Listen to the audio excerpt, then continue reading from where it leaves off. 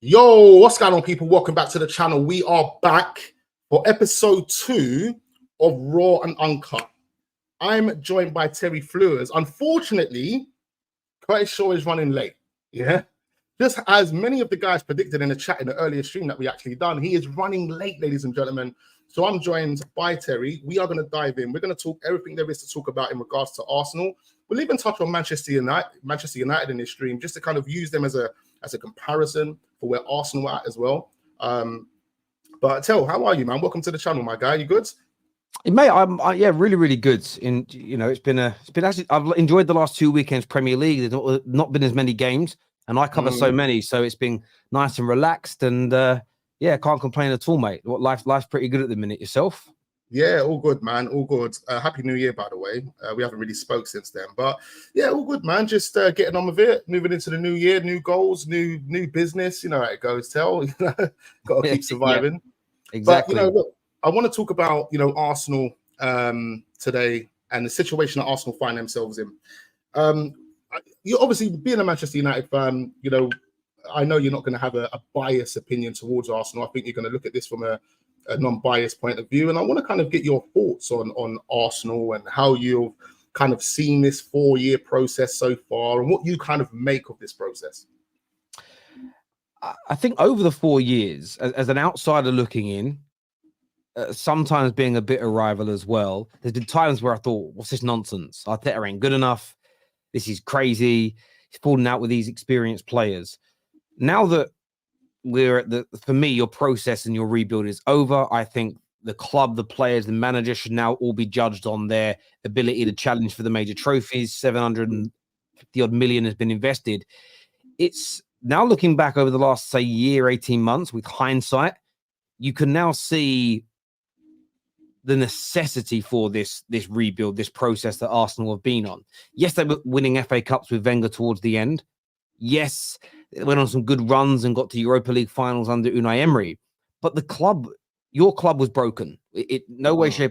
If you're not competing for Premier League titles, if you're not in with a shout of winning the Champions League, when you're as big as Arsenal, when you're as rich as Arsenal, your club's broken. In the cold, hard light of day. I'm not talking in one singular season. The best part of 2 decades, you guys just weren't that team. And I think that lots of things needed to be fixed, and you did. You cleared stuff out at coaching level, manager level, board level, and recruitment level. And I think now you've built a team which is good enough to compete. I still don't think you're the best team in England or the best team in Europe, but you're good enough to compete. Now we're really going to see whether Mikel Arteta is the guy to get you over the line for these major trophies. Can he manage you through those situations? That's another task as opposed to building a team that's capable of playing on at that level. But and I think, again, you think you can play good football in a year, 18 months with a new manager coming in, but to be able to compete sustainably against teams of the quality of Liverpool, the quality of City, it is when you were where Arsenal were at the beginning of the end, I suppose, of 2019. It's going to take 2, 3, 4 years. And Man United are about to embark on a very similar situation. We just appointed our new CEO and been spouting this for 10 years consistently about my club. And it's got worse every 2 to 3 years because you're deeper in the mire. We're not just going to click our fingers, get a new CEO, a new manager, and be back to competing with City year in, year out. There's going to be some peaks, there's going to be some troughs, but it's going to take time to get back to that level consistently, 2 to 3 years minimum. Absolutely. No, I kind of agree. There's always like when you've been down in the dumps for as long as Arsenal have, for as long as Manchester United have, surprisingly as well, back in the day when we were rivals or big rivals, like I think we had the biggest rivalry in Premier League history. It was like, and the best one as well, without a doubt. The best. Yeah, without a doubt. Like I used to wake up and love those derbies there, and I think that's totally disappeared, and you haven't kind of experienced it since. But we never kind of expected us to have this fall off, and again, you're right there. There has to be a process. There has to be something in place to obviously take us to that next level. And I feel like even though we did go through a difficult and challenging time in Arsene Wenger's last 10 years, I don't think it was as bad as many make out. Of course, there was deadwood players that you needed to move on, players that weren't a good fit for the culture at Arsenal or whatever it may have been. But I think if you strip it back and you look at the process that Arsenal have gone through, especially in the last 10 years of Arsene Wenger, we had after the invincible period, we had a decent spell. We were still one of the favourites all the way up until like 2009. I think you man picked us to the Premier League in 2008 when we had that young team, right? So that would have been like the first part of the process, again, trying to challenge for the title. And then we realized as a business that what we was trying to do over that period wasn't sustainable enough for where we was at as a football club. And therefore, we had to then start selling players. It was one of the reasons why every single year, Nasri, all of these dons went. And then we had a 3-year process of 2011 to 2013 about, whereby we had the rubbish team. Used lot slapped us 8-2. Remember that? Like, it was disgusting. It was absolutely disgusting. And something needed to change, right? But there was complications that nobody actually talks about behind the scenes at that time. And that's one of the reasons why Arsenal stagnated for another 4 or 5 years. But then the new process would have started again when we signed Mesut Ozil. So we signed Mesut Ozil, FA Cup back-to-back. Then we, third season in, we'll come second in the league. We was runners-up. Then we done enough for FA Cup, and then Arsene Wenger got sacked. So if you look at those 4 years, that would have been a new process. That would have been a team that was still challenging, a team that was still competing. Yeah, we hadn't won the league, but we were still swinging. There was a few results that didn't go our way. I remember getting battered 5-0 against Chelsea. People were upset about that. And there were other results as well. But if you look at that and you put that into perspective, we're not that far behind. We're not an Everton, or we're not a West Ham, or we're not a team that really need all of this 4 or 5 year process to really get back to competing when we were just there a few years ago. Now what's happened is that obviously we've moved on and we've brought in Unai Emery and we've brought in Mikel Arteta. And I think this is where the stumbling block has come. Obviously we've made progress and we can look at the numbers in terms of like the league table and we'll say, yeah, look, 8th, 5th and 2nd. Even that, is slightly deceitful. Because if I was to say to you now, all right, 8th, 5th and 2nd, what would you rather take, that or the last 4 years of Manchester United league positions? It's a really difficult question to answer because our league positions have been better and we've won a trophy in that period. You did win an FA Cup as well. Mm-hmm. But you're now competing 2 years running with one of the greatest English teams of all time in Manchester City. Mm-hmm. So you're in a better position. And I know that success is measured in trophies. There's no doubt about that. Mm-hmm. But at the same time, I would give up our League Cup last year if I was told you will be competing year in, year out for the Premier League with no guarantee of trophies. Because if you're competing and good enough to be in and around winning the EPL, you're good enough to win anything and everything else. You're one of the best teams in the world. So I think hindsight shows me I'd rather be where Arsenal are right now. And I do agree. You had some good teams from sort of 2005 right through till when Arteta took over. The problem that I think Arsenal had is also what Man United have gone through. And I'm hoping our new part owners and CEO listen to the fans that know and the people that know. Your club is the same as us. It was built on a manager's ideology. Wenger and Fergie are different from modern day managers like Pep, like Klopp, who are managers stroke coaches. Our managers back then, they were the head coach and they were the sporting director all in one. So the club operated in their image. And I think maybe you guys tried to do it with Unai Emery. We've certainly tried to do it with every manager since Fergie, where we try and build the ideology of the club around that manager. But that essentially means that every time a new manager comes in, the club has to start over from scratch. And I think what clubs have to build in 2024 is you have to build a project that is sustainable beyond any one manager. So there needs to be a club project that lives beyond the manager. So I think that's essential for Arsenal to have built under Mikel Arteta. And so I get people will say, well, our run of trophy winning form, the 4, 5, 6 years before Arteta was better. But I believe you're building a platform to see you into the new era of football. There's a lot of other clubs that have built this platform 5, 10 plus years ago, and they've been operating off it. I mean, Bayern Munich are a prime example. They've been running this model for a long, long time. And I don't think we're ever going to see Fergie's or Wenger's ever again at one particular club. So I think that's why what you've been through is really, really important. But that's why now you're at that stage where you judge the manager based on the performances rather than in a process of him helping the club to build an infrastructure. Yeah. That's the one thing where people say, no, every season a manager should be judged purely on the trophies that he wins. Well, it depends at the stage of development your club's at. Fergie is an example. A lot of people still spread this lie that he was nearly sacked by Man United. It was never true. This was debunked at the time and multiple times since. They knew what he was building behind the scenes in terms of rebuilding the academy, the scouting network, clearing out the drinking culture. They knew it was going to be a 2, 3, 4 year process to really get the club moving in the right direction. And it took that amount of time. And this is a new era. Football is obviously different now to how it was, but I still think those principles remain. So look, I think Arteta has done a good job with Edu and your board of building a really solid foundation. And what's really interesting about Arsenal fans is the ones that don't like Arteta will state, oh, the club, we're one player away from winning this league. We're a striker away from winning the league. So when they said the rebuild been unsuccessful, but then they still state that we're one player away from beating Man City and being better than them, they'll also tell you Man City are maybe the greatest English team of all time. So Arteta can't have done a bad job if he's built a team that's one player away from beating the greatest English team of all time. Exactly. I think that you guys are there or thereabouts. I'm not saying the manager shouldn't be judged, but this idea that he's done a terrible job, when you actually look at the reality of what your club is trying to build for the future, well as the here and now, I think it's been a good 4 years. But now let's get down to brass tacks. Let's get to winning those trophies if you're an Arsenal fan. So that's how I kind of view it. Looking at everything we know, it's easier to assess Arsenal now with hindsight than it maybe was 4 years ago. But that's where I see it.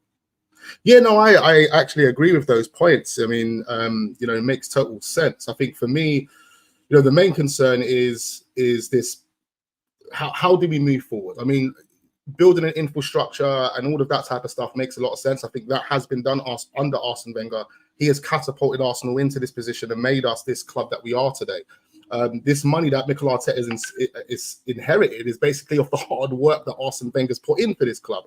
So now, when Arsene Wenger left, just to give this context, because everyone loves to talk about context. And, for me, like on the basis of this season, right, context, the only way context is going to be looked at from my point of view is if Arsenal finish second. If Arsenal finish less than second, based on the logic that Edu gave us back in 2022 about the project itself, that it doesn't make any sense, he needs to be sacked. That's the only time context can be looked at if he finishes second. Edu's point is he wants to see Arsenal progress every single season. Every single season, he wants to see Arsenal progress. It's not the project's not about the Champions League. It's not about getting back into the Champions League. It's about progress in every single season. So on that basis, off the back of last season, we should be expecting Arsenal to re-challenge again or win the title this season. That's what we expect. Now, we can't do that. We're struggling to do that because of the squad, because of the quality of the squad, the depth of this squad. This is a squad that has been put together by Mikel Arteta and Edu since 2020. And when you start, looking at the squad and start kind of analyzing, the problems and what positions need to be filled and why this hasn't been identified except X, Y, and Z, you start seeing problems. And this PSR situation is one of those problems whereby you haven't been able to sell players. You've actually brought in your own players over a 4-year period, and you haven't been able to sell one of those players for more money than you've actually spent. And now we're into this project, 4 years into the project, we're £1 billion, over £1 billion plus into this project. People will say, well, how are we £1 billion plus into this project? Well, we have to account for every single penny that has been spent on this project, including the players' contracts and the length of time that these players have been given. If you add up just Kai Havertz as an example, that's 140 million that we have paid for Kai Havertz. Is there a return there? Are we going to see a return there? I mean, we doubt it at this moment in time. But even just on that basis, 4 years, over £1 billion spent, no trophy other than a community shield in that space of time. And now we can't even improve the squad due to the incompetence of signing certain players and committing to certain deals. So to me, it looks like that's detrimental to the future of the club. How can we operate if we're making these incompetent decisions? If we're, it doesn't make any sense to me. And as from an owner's perspective, and even from a fan's perspective, you have to be looking at these things. You have to be calling these things out. You can't let this run, because if Mikel Arteta decided to leave or get sacked today, the next manager has to come in, and we've got a whole new process. The process is we've got to sell our top players. See you later, Saka. See you later, Saliba. See you later, Martinelli. Because the manager that we gave a 4-year project to was incompetent, and Edu was incompetent, and they didn't make the right decisions, and now it's cost us. So all of those type of little things are making me question what's going on here. And there's even more to the accounts, which I don't even want to touch on too much. We spoke about it off air, but there's more to what's been going on behind the scenes financially, which is a massive concern. And because I don't have, the full, I don't know it in full greater detail. I don't really want to share it and say the wrong things. You know what I mean? So no, listen, I hear you. Like the profit and sustainability element is key right now, and I think it's key because there's so many layers to this. And like you just said about the rebuild at Arsenal, I think there's some excellent elements that Arsenal have done, but equally, I think there's some areas to criticize. For instance, I think the signing of Kai Havertz is a waste of money. 65 million is a fee. Then you've got the salary. I think there's better football players that you could have gone and purchased. James Maddison as an example, that would have improved your team. So I think that the issue that we live in now, and obviously me and you are of a similar age from a similar area of London, where balance used to exist. Everybody's very polarized nowadays, and it's yet the project's a failure because of a mistake or two. Equally, others are everything is perfection with Arsenal, and there's no room for criticism. I find both of those opinions warped and strange. When it comes to the profit and sustainability, it's the same situation. I've seen people have the opinion that Arsenal are rich, they've got ample money to spend, they're just choosing not to. They're not trying to do enough. I don't necessarily agree. I think there are restraints, and I've seen a lot of arguments. Actually, the COVID accounts are now gone because the new accounts were filed in December. I've spoken to 3 financial experts about that. One has claimed, I went back and looked at the DMs when we spoke. One has claimed that's true. The other 2 said, no, that hasn't come into play yet. So the point is, if the financial experts are unclear on exactly how this all works, anyone stating there's a guarantee of money is at the very least guessing, if not lying and misleading their audiences. Nobody quite knows. I think where you guys have to start questioning is, well, why have we lost so much money? Has some of that been on players? And why haven't we sold people for more? And it's interesting listening to a journalist today I was talking to about Man United's new CEO. And one of the things that Omar Parada at Man City implemented along with his colleagues is players and or staff have a 1, sometimes 2-year window to impress. And that's if we drop £50 million on you as a player, sometimes within one season, if you're as bad as someone like an Anthony, sometimes you get a little bit longer. If you're more of a, say, Rasmus Højlund, where there's been some good moments, but not quite consistent, we'll give you that amount of time to perform, or we'll move you on. And that is what Arsenal need to do in this circumstance. There's particular players, and I know he's had injuries this year, but Fabio Vieira is getting towards 2 years in. There is probably still some good sell-on value in him right now. If by the end of this season, he is not looking like he's going to be someone that could genuinely oust Odegaard from his position, you should look to cash in on him, pick up 35, 40 odd million pound for him and reinvest. That keeps extra money coming in, enabling you to spend. What you can't now do, Arsenal, is start this really good process, but not address your mistakes, because everybody's processes, everybody's systems will have mistakes, whether it's Bayern Munich sack managers that fail. Bayern Munich have signed flop players. City, they've all signed flops. They've all hired the wrong person, but it's how quickly these mistakes are addressed and how well you act. And I think I saw a lot of Arsenal fans talking last year about, oh my God, the Kroenkes have turned it round. And I thought that was exceedingly premature. Yes, there's some new good deals to players. Yes, they've allowed you to spend the club's money, by the way, not theirs, the club's money on new players. But the one challenge you could throw in right now to the expenditure at Arsenal is, well, they're allowed to input around 95 to 100 million every 3 years solely for transfers under FFP regulations. Are they doing that? Lots of other club owners are. Chelsea's owners, Man City's owners, Newcastle's owners, to name just a few.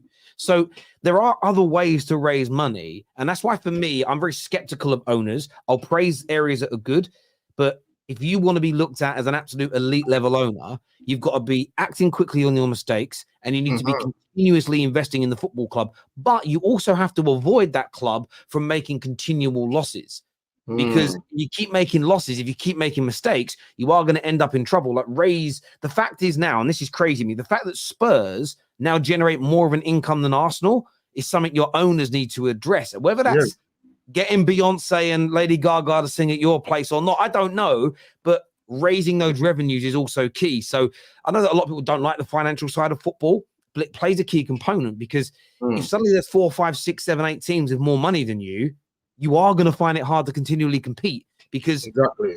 the whole of professional football in England since World War II, the wealthier clubs have been the most dominant.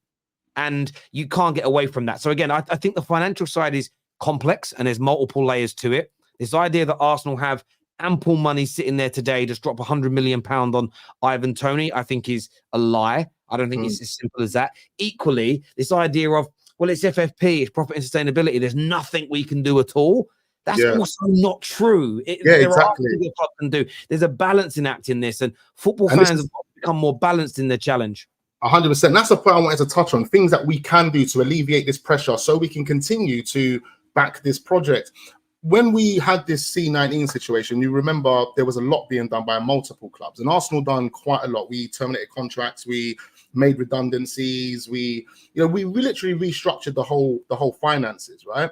And that was to not only keep the lights on and ensure that the business was still going, but it was to make sure that Mikel Arteta got the firepower he needed in that summer to get Thomas Partey, Gabriel Magalhaes, and all of that type of palaver. So there was a plan. They put that plan together. They executed that plan. But now we're 4 years into this project, over £1 billion spent, as we've already confirmed. Why has there not been a plan going into this January window to alleviate pressure to get Mikel Arteta a striker or a right winger, whatever it is? Because to me, it makes me feel like, well, from a business owner's perspective, KSC are looking at this like, okay, let's look at the numbers. Let's look at the data itself. Not everything is adding up to the way we need it to add up to, especially with the fact that you haven't been selling players. You've come to us terminating contracts. Cool. Let's see how this goes. Now we're looking at, for example, Kai Havertz. You've brought 65 million in on Kai Havertz. I've sat down at the FA Cup, watched this player miss chance after chance after chance. Now, this is a player that's been here for 6 months. This is a player you come to me for and said, let me sign 140 million. But remember, only 2 years ago, you made me terminate Aubameyang's contract because he weren't good enough. You made me terminate Pepe's contract, weren't good enough. Yeah. Willian's contract. There was a number of contracts that were getting ripped up because they were deemed not good enough and they were toxic. So tell me about Kai Havertz. And now you're coming to me with your hand out again after 240 million has been spent, and we're not even in a better position than we were last season. Talk to me, because now it's about results. You need to get the results. And back to what I was saying, if they're not figuring out a plan for Arteta in this January window to get some money or get some players, then maybe KSC are leaving this to Edu and Arteta, hoping they come up with a plan, and then we'll look at the numbers by the end of the year, by the end of the season. If those numbers don't sit right, because remember now, it's about ROI. This is a business, as we've been talking. You can't tell me that you've won us an FA Cup, well done, $1 billion plus has been spent, and after 4 years, you can't come back to me with a Premier League title. It doesn't add up. And this is very much it. And that's why you could find your owners that said, look, it may turn out, because we may see the accounts, they have invested money and they're still at a loss. And they may say, look, they may come to a stage where they're going to say, look, we can't invest any more money because we're up to our limit. You've spent it on these players between Edu, Mikel, etc. Yeah. We need a return on that investment. They may say, look, you either win something this year or you're gone. That new money, the additional money that we may have available, we're going to save into, and this is the they may be saving some of that money until the summer for potentially a new manager. And that's also where the owners have to be strategic, because I'm looking at my club now right now. A lot of United fans want to buy someone. I don't want to spend any more money on any players until we know what we're doing with the current manager, how we're going to play football, who's going to be bought, sold. It'd be silly to waste money now, because in the summer you may miss out on someone. So sometimes you can judge. Like, I understand that there's always this need for instant gratification. Spend the money now. Let's go and win the league now. And maybe there's some funds available to do that. But at the same time, maybe KSC is sitting there and saying, look, we've invested £750 million as a football club. We have pumped money in. You told us you'd win the league after spending this. You're getting no more money. Edu, you're getting no more money now until the end of the season. And then we're going to assess where we're at. Now, some may say that's not doing enough. And I think that's a fair claim. But would you want to eat? A lot of people are saying Edu and Mikel should be sacked if this fails. Well, okay, would you want to eat into the next manager's money and maybe buy a player now in a panic moment for Arteta to try and win the league, fail, and then you have less money for the new guy in the summer? You have to. You can't look at everything. And I've learned that in the last 4 to 5 years since doing this more regularly. We all have opinions in the here and now, but to be so close-minded, and I don't necessarily think that's the reason. But for me, I think it is I think it is the profit and sustainability. And I think that Arsenal was sailing very close to the sun. And if, for instance, they go over, imagine winning the league and then having it taken off you because you breach it. It would be crazy, right? Mm-hmm. But the problem I have with a lot of analysis nowadays is everything's looked through. This is what I think it is, and there's no other possible outcome or point of view that makes any sense.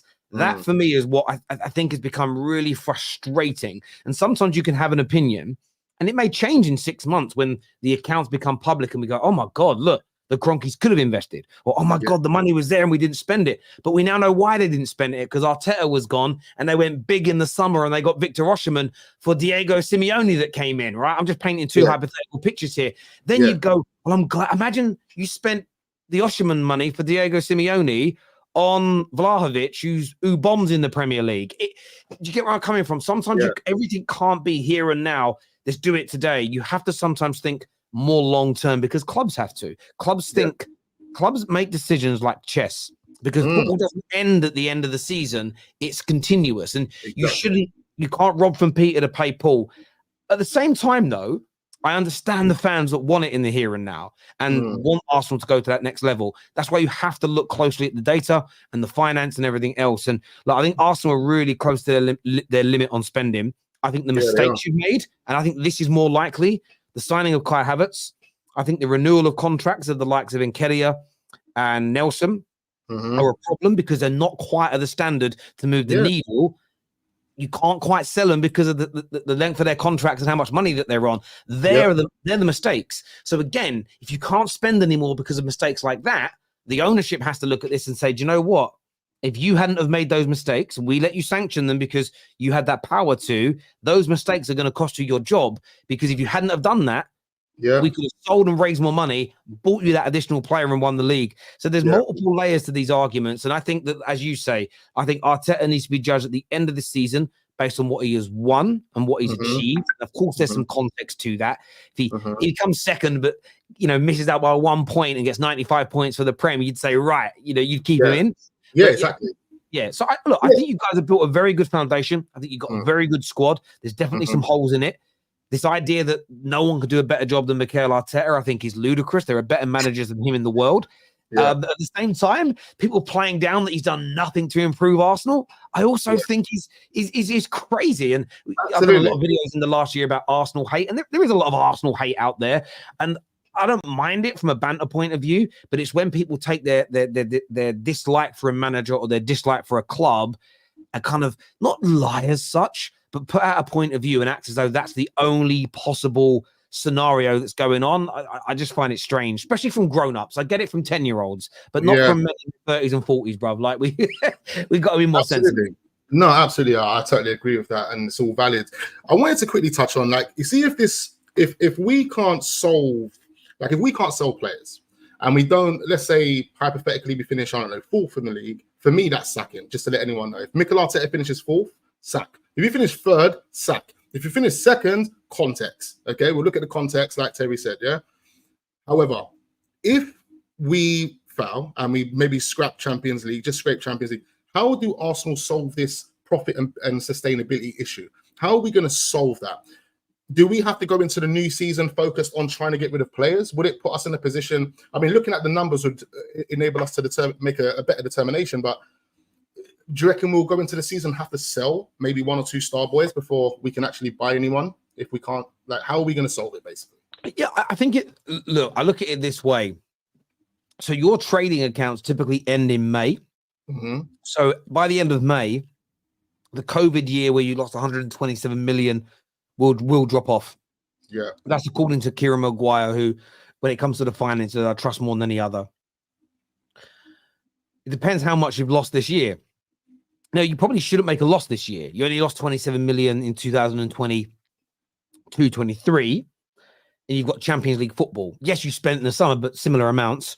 You've got Champions League football, which should generate 60 to 70 million pound more in totality, as an example.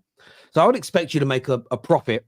So your losses over a 3-year period would be 45 million, 46 million, minus 27 million. You'll probably be in the plus by somewhere in the region of 30, 40, 50 million, which then gives you a fair limit to go out and spend of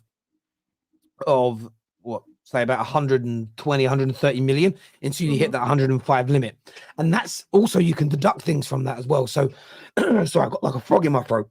Yeah, that happens to me all the time. So not everything in the 105 million will go towards it. So I still think there'll be money for you in the summer. You're going to qualify for the Champions League again, which is important because that's another 50, 60 million pounds additional that you have. So it puts you into a stronger position.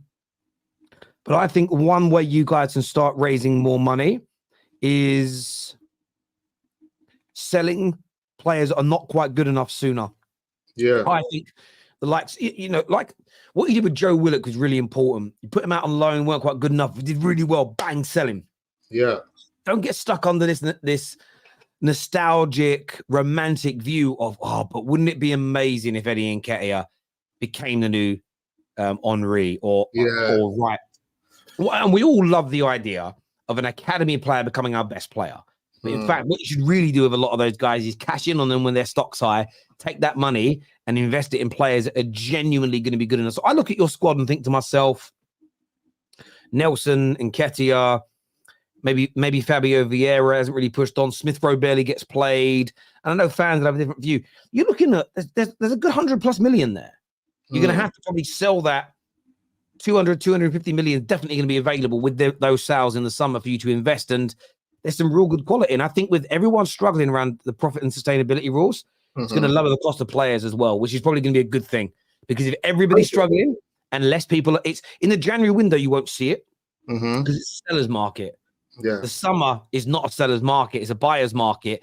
And if everybody's sailing close to the sun on profit and sustainability, the only way to resolve that is by the valuation of players dropping. So it could be a good thing for clubs in that regard. But look, I think Arsenal, as I say, overall in a really good position. There's definitely some areas to pull on. I hate the doom and gloom element people come out with. I also see a lot of rivals say you're not even in the title race, which I find astronomically stupid. I don't really get it. But yeah, the summer's going to be an interesting time for Arsenal, depending on how you end this season and what you win. Yeah, 100%. Darth Vader says KSE have been injecting money into the club. The financial injection doesn't have to come directly from KSE, but long-term sustainable funding in the form of a bank loan. Okay. Like for me, I just don't know like how, like one point you made there is about selling ESR, Reece Nelson and Eddie Nketiah. Now, one problem we're going to have with that is they're all homegrown players. And obviously we have that homegrown quota. If we actually sell them, then that puts us in a predicament where we need to replace them with homegrown players over the age of 21. When you're looking at it, really, who's actually who's a significant signing for Eddie Nketiah, who's over 21, that ain't going to cost quite a lot of money. Do you know what I mean? The same with ESR, the same could be said for Reece Nelson as well. And I think that's a stumbling block. And I think that that's why Ivan Toney would be such a good signing, because he's homegrown, isn't he? Like he's exactly. A British lad. He'd be a lot of money, but he'd kind of help with that. And that's why sometimes, and I know there are certain fans online that get very triggered by it. But that's why sometimes, like the idea of not a British core, but sometimes owners focus on British players because they're homegrown, and you need to hit that quota at times. But it's certainly, the viewers will probably have some takes on that as well. Homegrown talent they could go out in the Premier League, bring in that would improve them, that would make them better. And you're probably going to have to look at that. But you've got some talented youngsters. All you got to really do, promote a couple of kids from the academy, maybe buy one or two players that are English or have played here for a certain amount of time, and I think you'll be all right. I mean, you could buy Scott McTominay from us. We'll sell him to you. Maguire. There's lots out there. There's lots available, my bro. There's lots available. That's what I'm saying, guys. Like, this is the problem for Arsenal. It's why we had Rob Holding and these players for so long. If you think about it, when Rob Holding sold, Declan Rice was the homegrown replacement for him. So that's another worry for me, man. Like, if we sell the homegrown players that we do have, we can't really replace them with significant improvements unless we're spending the 100 million. And those three players are not going to bring you in, 100 million. So it makes it extremely difficult, But there's so many things that you have to bring into question when you talk about the boards and like Arteta and Edu, their inexperience and so on and so forth is kind of led us into this kind of position. And I'm just wondering how we are going to get out. How are we going to get out? What are we going to do to make it happen? 100 million in the summer, if we can free that up, is that going to be enough for Arsenal to really improve the squad? I don't see any of the starting 11 players being sold or Mikel Arteta wanting to sell any of those players. So I just don't think we're going to recoup a lot.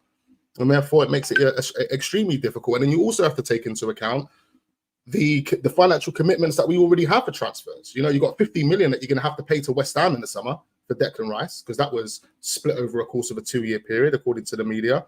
Then you've got the David Raya deal that we still need to get done, which is another 30 million or 27 million. You know, so that's like 80 million this there on the spot. Like, how are we going to overcome this? I think we've put ourselves in a big problem. And therefore, on that basis, results, ROI for this season is so important. It's so important. I understand that, definitely. And I think that's why like celebrating top four is a real interesting thing, because people say it's not a trophy. And I kind of get that logic, but it's only not a trophy if you don't think your club can win the Champions League. So if I didn't win the Premier League back in the Fergie era, I was still excited to finish in the top four and win the Champions League next year, because I always believed we could win it. So I think it's all about what you guys believe you can achieve the next year as well, in terms of that return of investment. But I think that's going to be significant for you. 2 years running in the Champions League, guaranteed prize money for that. It atypically increases what you can get for sponsorships and stuff along those lines. So that should help you. But I just think this summer's all about taking stock, looking at where you are and addressing the mistakes. And I think it's addressing the mistakes, because all clubs have mistakes. City could win another treble this year, but they're still going to address the mistakes of signing the likes of Nunes, as an example, because he hasn't been good enough. They're going to address the mistake of Kovacic, because I don't think he's been good enough. They've been okay cogs in the wheel, but they haven't moved the needle at all. And that's the difference between the best run clubs and everybody else. Because the best run clubs, the Bayern Munichs, the Man Cities, and pound for pound, the Brightons and whoever it may be, they rectify their mistakes quickly. And I think that the one criticism that hangs over the head of Arteta, that he's too stubborn, he's going to stick with his mistakes because he's going to try and prove himself to be right. That's something I think Arsenal fans have to look at, because if that theory turns out to be true and he sticks by players that are not improving rather than selling and buying additional people, that's when you've got a problem as a club, because you could weaken yourselves and be overtaken, where no one should be putting their own feelings above the club. The club and its endeavors to win should come first. And that's a fair criticism, I think. But it is a theory that he's just going to stick with Kai Havertz for 3, 4, 5 years and persevere. We'll see if it happens. But yeah, it's just like even like from a business side of things, like looking at the data of Kai Havertz in the Premier League, the league that you are trying to win, how would you even think of giving this guy 70 million over a 5-year deal and 65 million on transfer deal? That's 140 million there or thereabouts. It doesn't make any business sense. And like, you know, I would be scrutinizing just that move alone if I was the owner of Arsenal Football Club. So I'm kind of curious to know how KSE and Josh and them lot are looking at this. And I can only assume these are businessmen. If you look at the projects that they've had over the past couple of years with the NFL, etc., it's only been about 2-4 years in terms of like investment and process, and they're bangs. They've all won something major. Maybe that's the same expectation they have for Arsenal. And if by the end of this season there isn't an ROI, as we've mentioned, then it could be curtains for Mikel Arteta. But this is interesting from Darth Vader. He says 2018, 2022, Arsenal have filed accounts showing total loss of 252 million over the last 3 years. 122 million, COVID exemption was filed, for which is basically creative accounting, talk about bending the rules. So, yeah, I mean, something's obviously been going on behind the scenes, and I think that's also had its effect on Arsenal and why we can't spend. And the fact that you haven't been able to sell any players just means, yeah, it's difficult times. Yeah, I there's something in that. I think a lot of clubs have been claiming that trying to get certain losses excluded because of COVID, and I think the Premier League is now telling them, on second view, no chance. So I think a lot of clubs are going through that. So again, there's no rules being broken, there's no laws being broken. It's purely a rejection that's that happens in day-to-day accounting. Somebody might run their own business and put something in as a business expense, and your accountant might turn around and say the tax man's going to reject that. So yeah, it happened to me. Yeah, exactly. It happens, and you try it and you get told no. You say no, you got to pay tax on it. You're like, really? Yeah, exactly. You know what I mean? I needed that hot tub. It was for business meetings. It was for business meetings, a hot tub. Why can't I get that written off? Do you know what I mean? Yes, that's the one. It's me now. Me and my lawyer, we do our meetings in the hot tub, and we take pictures and we send it to the Inland Revenue. See, I told you. No, for real. I was literally the same. Just literally living off the business. Anything I needed, I just purchased, man. But you know, like you live and you learn, and I think this is something that Arsenal are going to have to learn from. You know, we've got inexperience, and it kind of comes with an experience, isn't it? It's just about how Arsenal manage it from here on out and get themselves out of this position. In terms of like finishing and, you know, challenging for this season, I mean, what's your thoughts on Arsenal? You know, what is the focus for Arsenal in your opinion? Do you reckon we've got a chance of winning this league, or is it just a top four race? You've got a shot. Yeah, it's not a top four race because the four teams in the top four are all challenging for the title. So it becomes one of those. It is a top four race, but the top four race is also the title race at the moment. So there is only one race, which is interesting. We haven't seen this in many years. You're in it. I make City the favourites. I think right now Liverpool are second favourites, but you're just behind them. But I see a lot of people on my video that I put out Saturday were like, Arsenal got no chance. And I must have responded to about 7 or 8 of them simply by stating, how far off the top do you think Arsenal are going to finish? I want to understand your definition of no chance. Because no chance to me says you're finishing 12, 15, 16, 17 points minimum behind the top. That's no chance. When you get to those last 3, 4, 5 games, it's over. I think with 3 or 4 games to go, you're still going to have a chance of winning this league. I think you're going to push it right until the end. The same with Liverpool, the same with City. I think you're really going to be in this title race until the bitter end. My theory all year, and I could be proven wrong, is I think you've been playing within yourselves. Some of it in recent weeks has been form, but I think it's majority been by design. Save some legs and save some energy for the second half of the season. I think that you guys last year for the first 20, 22, 23 games, you played like a freight train. It was a million miles an hour. You got to April, you got to May, and those legs went, and the legs went, the heads went, and it fell off. And I think you need to, remember, the league is a marathon and not a sprint. And anyone who's ever done you must have done cross country when you were younger. You sprint off in the beginning, you die towards the end, and you got to get it right. So look, I still think Man City are favourites, but Arsenal 100% in this title race for me. Yeah. I mean, you've got a point. They're still in it. You know, mathematically, it can still happen. I'm looking at the fixtures and I'm thinking, there's a moment. I think it's in March, or it's just after we have the second leg to Porto, and we actually played Chelsea and then Man City back to back over a course of maybe like 7 to 10 days. So I'm kind of seeing how Mikel Arteta is going to manage that period. Because one worry for me is that, you know, Mikel Arteta, man management is a problem for Mikel Arteta, in my opinion. And if you look at all the best managers that have won the trophy, won all of the major honours around the world, everything that they have in common is man management. Alex Ferguson, you know, Pep Guardiola, anyone that you mention, they're all great man management. They all have great man management skills. Arteta lacks that, and I think mentally preparing these players for the big games, for the big occasions, I think Nat's going to let him down. But that period there, we'll see how he manages it. Man. Yeah, look, and that's why I put him slightly behind Klopp and Pep, because they just had that know-how, they've got the experience, and this is also why a process is key in terms of building a club up again.